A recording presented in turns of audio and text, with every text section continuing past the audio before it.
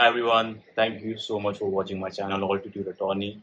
Thank you so much for all the love you guys have shown me. This video is going to be about my flying experience in the US. I did my flight training from July 2022 to July 2023. I completed my entire training in 11 months. So I'll try to cover as much as I can. This is going to be a two-part video because a lot of you had messaged me on Instagram asking a lot of questions about the flight school that I went to, the cost that I incurred there, and so on and so forth. So I'll try to cover as much as I can. First of all, choosing a flight school in the US is obviously important. Where you want to go, because there are lots of options. There are so many flight schools in Florida because of the good weather around the year in the state of Florida in US. And second option generally that people choose is the state of California, because again that also has good weather for most of the year in California.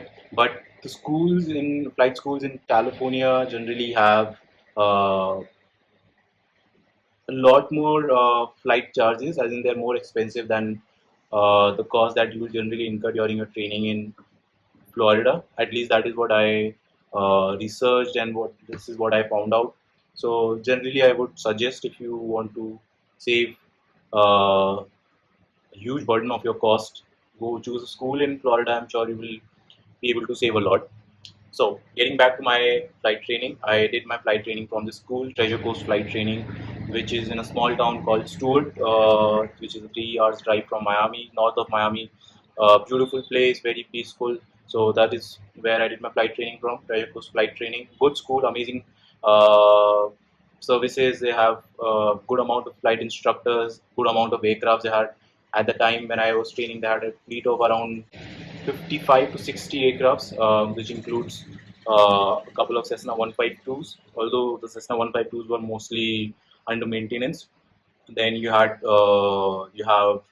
maximum of them were Cessna 172s out of the 55 to 60 aircrafts. I'm sure now they would have increased more because they were getting new aircrafts every few months because of the growing demand at the school. So most of the aircrafts were 172, and then they also have multi-engine aircraft, which is a Piper Seneca. For Indian people, we can only train on a Piper Seneca. They also have one other aircraft, another multi-aircraft, but DGCA doesn't recognize that aircraft. So basically, essentially for us Indian pilots, we can only train on the Piper Seneca, which is PA-34. So that's about the number of aircrafts and the fleet that they have. So once you get your visa from the US embassy and everything, every document has been procured. I went to the US on July 27th, 2022 is when I landed. And of course, upon landing, if you watched my previous video, you know what I went through on my entry into the United States. But moving on, so after you reach the school, you do a couple of formalities. You have to get something called TSA approval. TSA is their Transportation of Safety Administration, basically the department which will give you a clearance to fly. You get an approval from them. You apply online, you get it very soon, in a week or so. So I started my flight training, I think, on the 3rd of August 2022. My instructor okay, before I proceed with my training, in the US there are two programs. One is called a Part 61 program, and the other is a Part 141 program.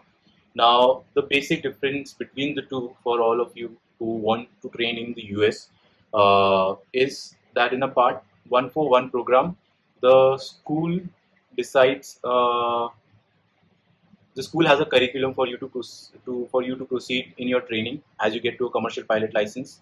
So the entire training is basically divided into three stripes, three epaulets that you will have on your shoulder by the end of your training. First is the private pilot stage. So you become a private pilot license holder. That is the first stage. You get your first epaulet. Then second is the instrument rating that you will get, and the lastly is your commercial pilot license. after which you can have 3 epaulets. You are given 3 epaulets on your shoulder, and you earn those stripes, of course. So this is the basic structure. These 3 stages is how you will proceed towards your training. Now the part one, 141 and the 61 program that I mentioned is basically for you to proceed from 0 stripes to 3 stripes. And part one, under part 141, the school will have a complete curriculum. So for instance, my school is a part 141 school. So for my private pilot training, to get to my private pilot license, I will have prescribed number of uh, checks, similar to what we have in our schools, like unit test. You will have 3 checks for your private pilot license before you go for your check ride, where those checks will be given to the instructors, not your instructor, but other instructor in the school. And as you clear each of those checks, you will finally be allowed to go for your check ride.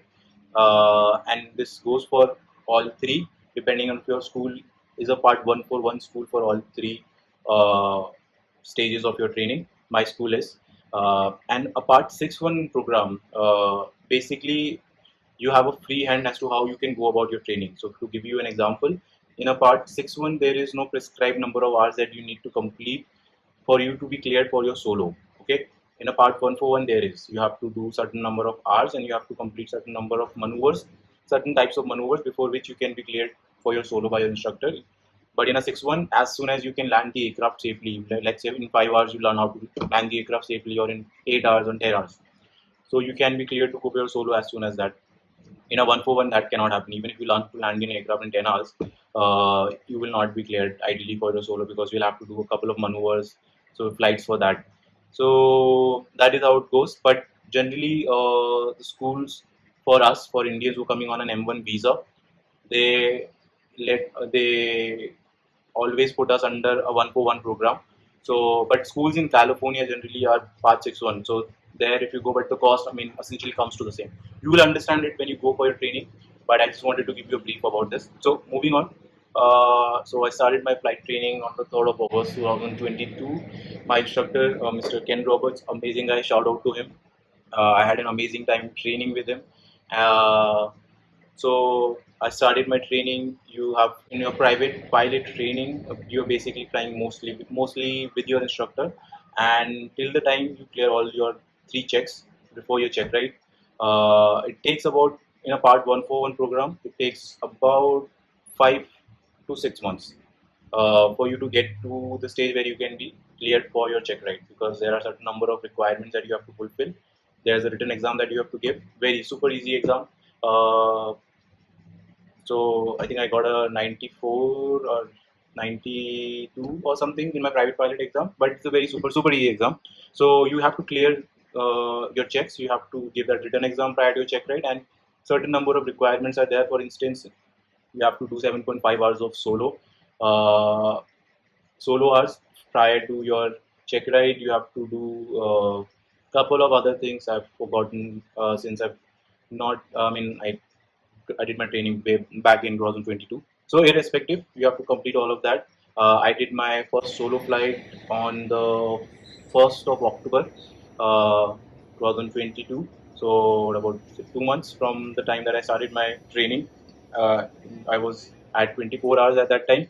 And obviously, as anyone of you would know, and all those aspiring pilots, solo, first time you do your solo, your first solo flight is the most special flight for you, because it's basically the first time that you're ever going to be in an aircraft without your instructor, and you can feel like a pilot.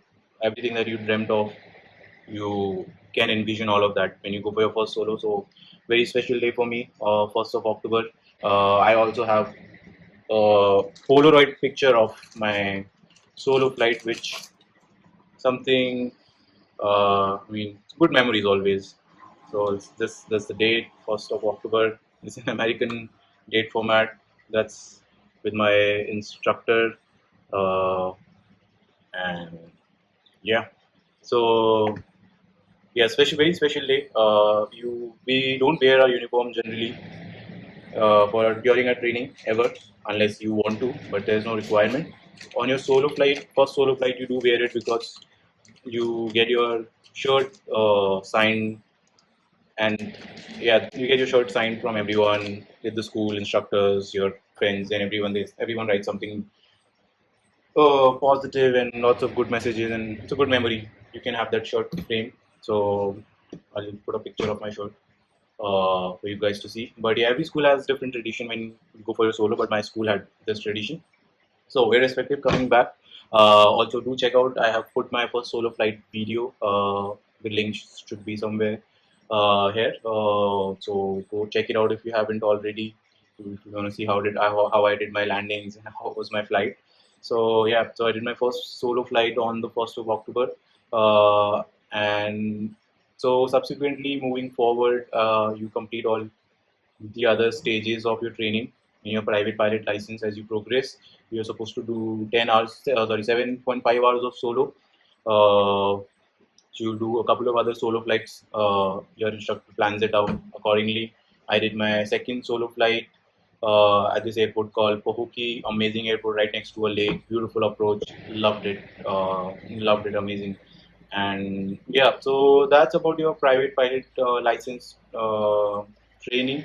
You complete all of this within 5 to 6 months, depending upon, of course, you.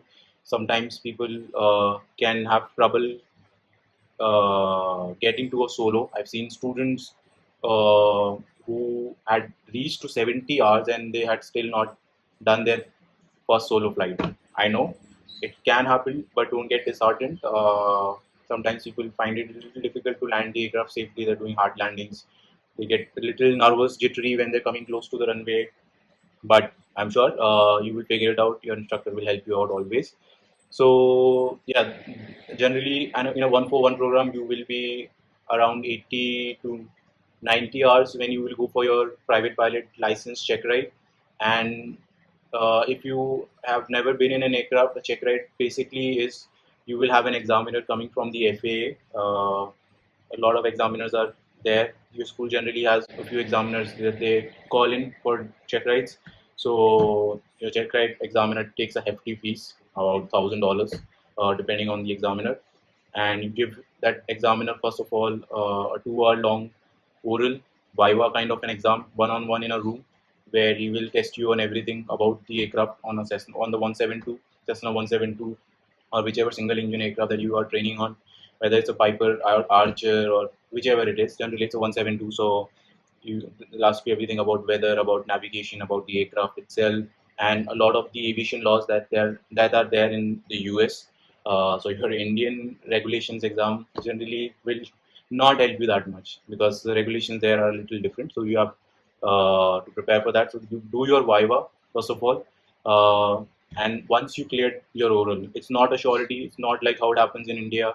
He's not an examiner from the school. He's an examiner from the FA. If you don't clear your viva, he will fail you. You have to pay him again for a re-examination, which is again very expensive, around $400 to $500. So it's very professional. You prepare well to go there, and once you clear your viva, then only he will let you go for your flight check. So I gave it to my examiner, amazing person, very senior pilot. I'll not mention his name. So I cleared my viva. I was very impressed because I studied very hard. I went for my check ride when I was at, I think, 81 around hours, which was very quick for the school. At the time, generally people were taking around 95, 90 hours. Not to be disrespectful to anyone, but just providing you information about how I progressed towards my training. So I cleared my viva, and after that we went for the flight. Actually, on the day, so weather is very important, as you guys would know. In aviation, weather is super important. So the examiner, if let's say in Florida, most of the times the winds can get very gusty, and anytime the wind is way over 12 to 15 knots, or even at 15 knots, it's very gusty for a Cessna 172, because you have to show different kinds of landings and a lot of maneuvers.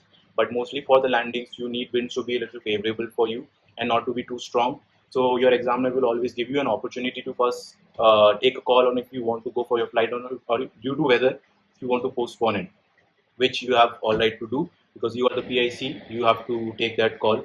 Uh, it can be thunderstorms in the area, but the examiner wants to listen from you. He knows that the weather is not good enough for you to go and do a flight check, but if you say I want to go, he will go with you because you are the PIC. He will pay you for taking an unsafe decision. So but the idea is he wants the examiner, whoever it is, he or she wants you to learn and be the captain that you eventually are going to be once you get to an airliner. So the day when I had after I passed my oral, the weather was definitely horrible. It was gusting around I think 15 to 18 knots. So I didn't go for my flight at that day. He postponed it to another day. And getting dates in the for your check ride is very difficult. Like sometimes people are waiting for even 2 months to get a check ride date. And on the day after you clear your viva, the weather is not good. There's another delay of now when the examiner will be available again. So there is this huge pressure that you have on your mind because if you don't get a check ride date, you're getting delayed in your training because unless you clear a check ride, you can't move forward with your further training, right? So this is a huge problem for most of the people when we're training in the US is to get a check ride date. Sometimes you can get lucky. I was thankfully lucky. I got a date very quickly. I think within a week I got a date. So on my second attempt, as in the postponement after my primary date, that day my aircraft, I had to leave for New York at the time because my check ride was on, I think 19th or 20th of December, and I was leaving for New York on the same day. So I told my examiner that I have a flight to New York. After that, I was going for vacations. So it was New Year's time. He said it's okay, we'll complete the flight quickly. So we went for the flight, but as I was doing my pre-flight, the mic on my side got stuck. So the push to talk button that you have on your yoke on a Cessna 172, it got stuck, because of which it was constantly transmitting on the tower frequency at Stewart. So we switched off the radio. We tried to rectify the problem. Did not happen. And yeah, because that didn't happen. After that, we basically postponed the check ride again, which I think was the right choice at the time because a lot of other things were going on in my mind. So actually, it was. I'm happy that it happened. That push to talk I thought was a good sign for me that the radio got stuck. So we didn't go for the flight on that day also. So he said, "Come back from New York. I'll do your check ride after that." So I came back on the 3rd of January. He gave me a date for 5th of January. Uh, I went for my check ride. I did absolutely fine. Cleared my check ride on the first go. And I think at the time, my instructor, Ken Roberts, I was his first student to get a private pilot license. So a good day for him as well. And anyway, I loved my training with Ken. So yeah, that's about my private pilot training. I got my license on January 5th, as I just told you, on 2023. At Checkride was completed at around I think 83 hours or 84 hours. Generally, it's a 2 hour long flight, 2 hour to 2.5 hour long flight, very long. You have to do three different types of landings. You have to do a lot of different maneuvers, and it's full pressure. It's up to you how you handle the nerves. Some people get a little nervous when you're flying with an examiner. At the end, sometimes the examiner is very rude. Sometimes they're very friendly. So irrespective, I feel if you are well prepared, if you're trained well, if you are very sound in your technical knowledge, you will be very confident naturally. I'll complete this video on this part, and I'll try to cover the rest of my training in part two, which is basically my instrument rating, and then your time building, which is the most amazing part of your flight training in the US, and lastly, obviously, your commercial pilot license training. So I'll complete that in the next part. I hope you guys enjoyed this much, found something useful that you were looking for if you were planning to train in the US. And yeah, please you can shoot me as many questions as you want to on my Instagram account. The link is you'll find it on my account, and I'll try my best to answer as many questions as I can. So let's help each other out. This aviation community is a very small, close knit community, and amazing time for everyone. So I hope you guys have a good one. Thank you. Cheers.